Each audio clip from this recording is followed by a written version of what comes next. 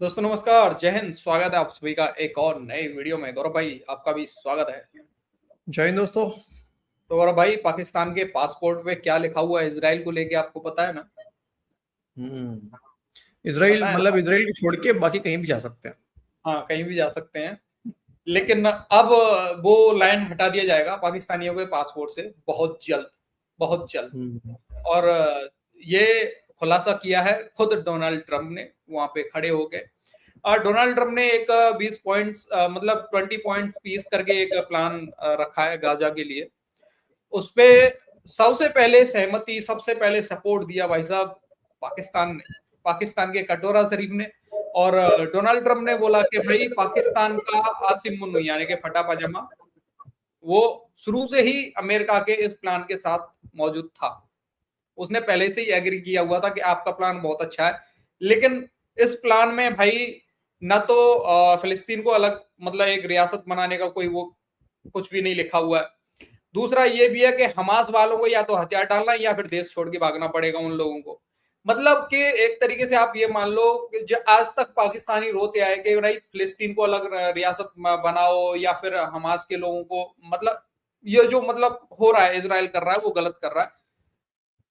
कुछ भी नहीं है भाई, मतलब कुछ भी उनके हक में नहीं है इस पूरे उसमें, लेकिन फिर भी पाकिस्तानियों ने सपोर्ट किया है। तीसरा डीसी इसमें यह भी है कि नेतन्याहू ने डोनाल्ड नहीं, डोनाल्ड ट्रंप के बगल में खड़े होकर ये कहा है कि अगर हमास ने इस पीस प्रोसेस को या जो भी ये हो रहा है अगर इसको सैबोटाज करने का कोई भी प्रयास किया तो उसके बाद इसराइल मतलब वो फिर उसके बाद नॉन स्टॉप चलने वाला है। नॉन स्टॉप चलने वाला है। हाँ, देखो हमारे पास भाई लोग बहुत अच्छा क्लिप है, बहुत ही मजेदार क्लिप है इन पाकिस्तानियों को इनकी औकात दिखाने का। गौरव भाई, पहले चलते हैं क्लिप की तरफ, भाई लोगों को दिखाते हैं। भाई लोग, वीडियो पसंद आए तो लाइक एंड शेयर कर देना, चैनल को सब्सक्राइब कर लेना। चलो गौरव भाई, दिखाते हैं पहले। गजा जंगबंदी के हवाले से डोनाल्ड ट्रंप ने कल नेतन्याहू के साथ एक ज्वाइंट प्रेस कॉन्फ्रेंस करते हुए 20 नकाती फॉर्मूला पेश किया है। ऑल्दो इस मंसूबे में जंगबंदी की बात तो की गई है, मगर इस फॉर्मूले ने फलस्तीनी कॉज और दो रियासती हल की तमाम उम्मीदों को मुकम्मल तौर पर दफन कर दिया है। पहली बात यह है कि मेरा जाती ख्याल ये है कि ट्रंप का ये जो 20 नकाती फार्मूला है, ये हमास और फलस्तीनियों के जेनोसाइड को जारी रखने का एक नया अंदाज है। अब आप इससे जो मर्जी मुराद ले लें, मैंने तो दो टोक अल्फाज में कह दिया है कि मैं कैसे फील करता हूँ जी।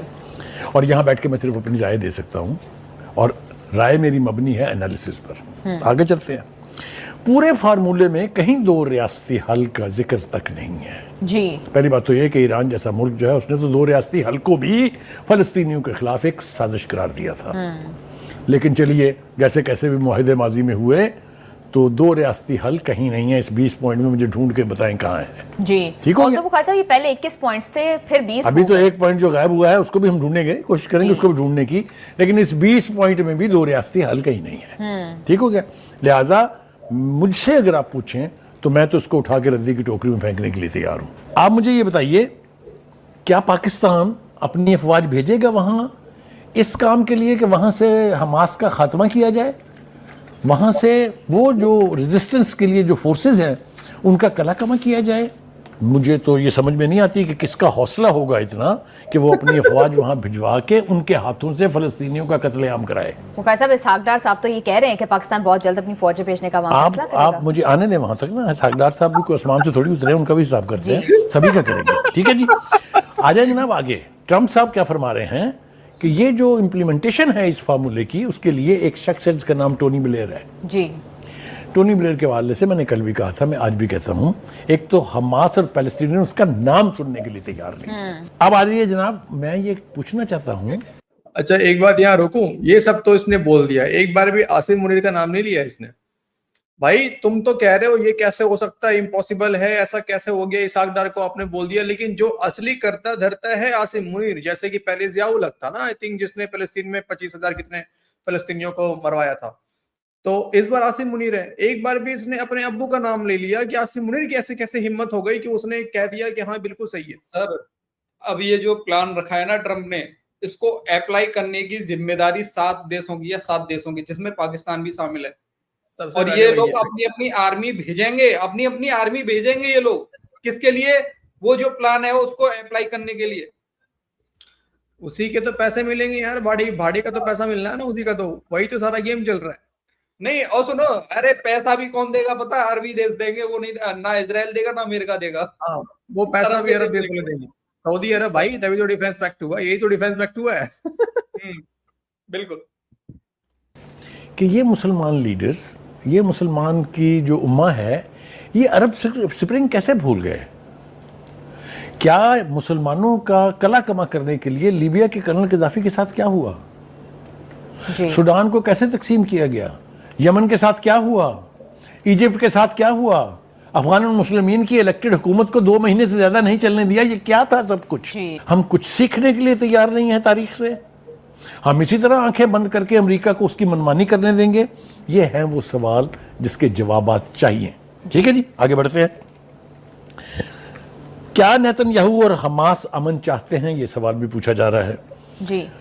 देखिए, ट्रंप जो है वो नस्ल कशी के एतबार से गिल्टी भी है और उसने अपनी आंखों के नीचे इसको जारी भी रहने दिया है।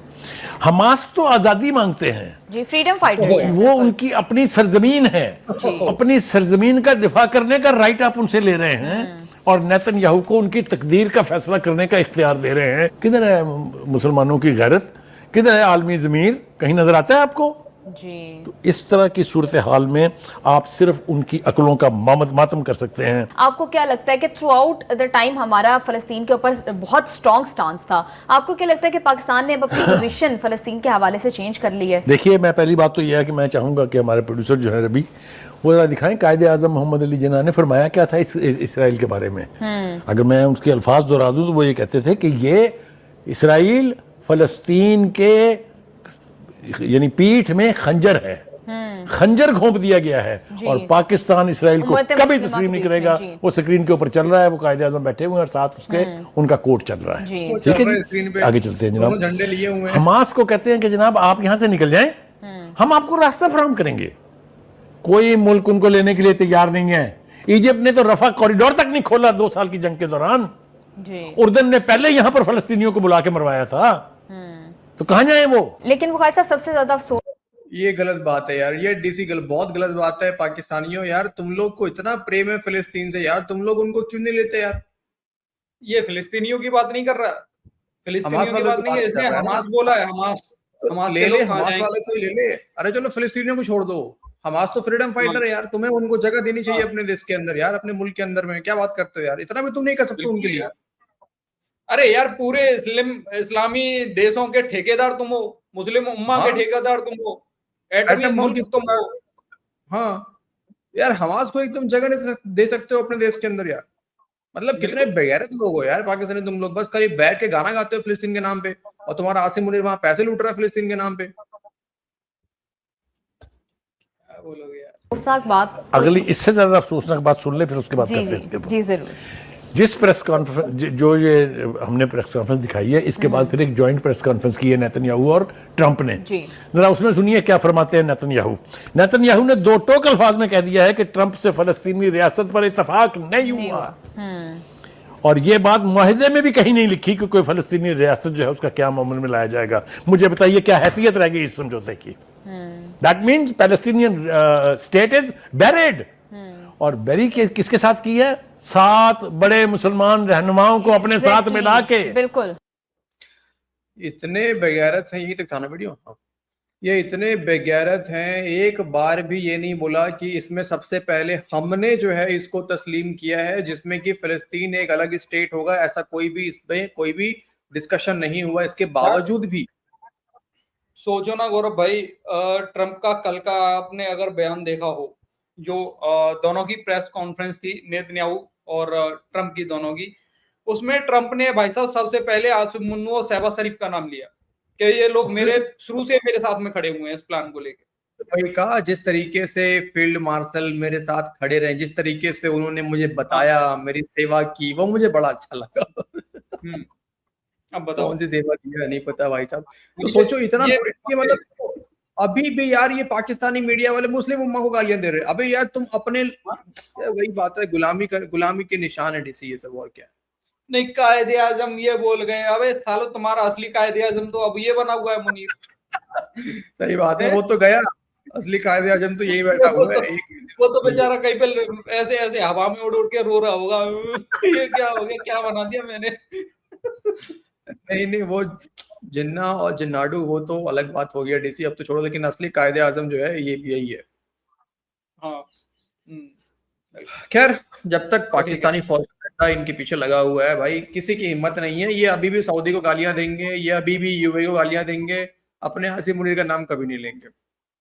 बिल्कुल।